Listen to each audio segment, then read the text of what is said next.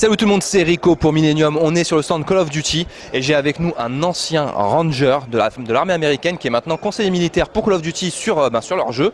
Et ben on va lui demander un petit peu quel est l'apport qu'il apporte et au niveau réalisme, où est-ce qu'on sait on les Call of Duty. So sir, first, what kind of advice do you give to the developer team of Call of Duty? What's your main role basically?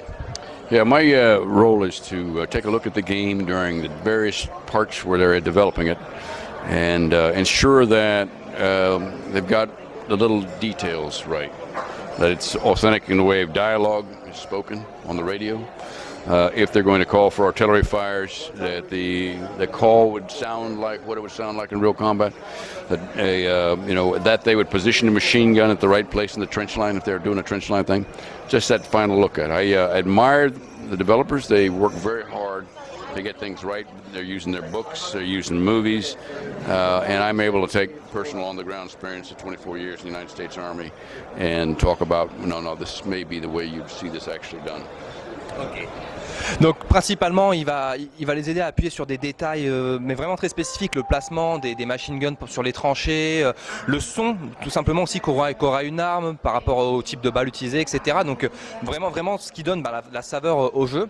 Do you have any specific memory about helping the developer, like something that they did wrong and that you corrected specifically? Oh yeah, I've been with all the games. Yeah.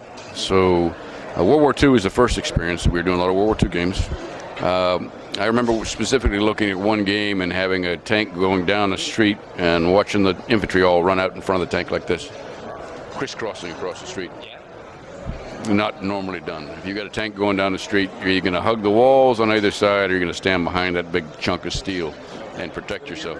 So things like that I talk to them about. Okay. Donc par exemple je lui ai demandé une anecdote de ce qu'il aurait pu corriger par rapport à ce qu'avaient fait les développeurs, notamment sur les jeux sur la Seconde Guerre mondiale, des passages ont passé comme ça dans les rues pour traverser la rue, etc. alors qu'on avait un tank à couvrir ou qu'on était couvert par un tank. Justement il leur a dit non, il ne faut pas traverser la rue, il faut soit coller les murs, soit coller le tank, vraiment rester bien à couvert. Donc ce genre de détails qu'on peut voir vraiment dans le jeu et effectivement ça a son importance. Maintenant je lui ai demandé justement d'un point de vue d'ancien soldat, quel est son œil sur ces jeux comme ça de guerre. Being an old soldier, what regard do you have on video games like this, war games? Do you enjoy them? Do you think they are maybe too realistic? What's your opinion on that? Yeah, initially I was not happy to work with the video game industry because I think that young males should be out doing physical activities, playing sports, getting ready for whatever. What changed my mind was when they were doing the history of these games, the historical games, they were paying such attention to how the weapons, the scenarios, the tactics were, that it was actually teaching history. So I became a fan of the studios. Also a big fan because they work so damn hard. We don't do a lot of, some of our cars may not be the best anymore, but these video games, these guys are working 17-hour days, 7 days a week to put these things out. Really a tremendous work ethic. Donc principalement, au départ, il n'était pas très content de travailler dans l'industrie du jeu vidéo. Pourquoi? Parce qu'il estime qu'un homme, ça doit être dans la rue, à faire du sport, à s'entraîner et pas devant un écran. Et puis finalement, il s'est rendu compte déjà de la réalité historique de ce qui était montré dans ces jeux, du détail justement qui était apporté. Donc déjà en tant que leçon d'histoire pour lui c'était très intéressant.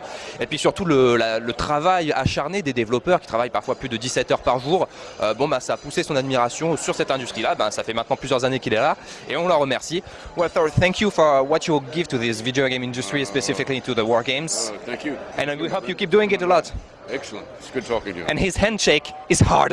It's hard. Thank you, sir. All right, thank you. Great.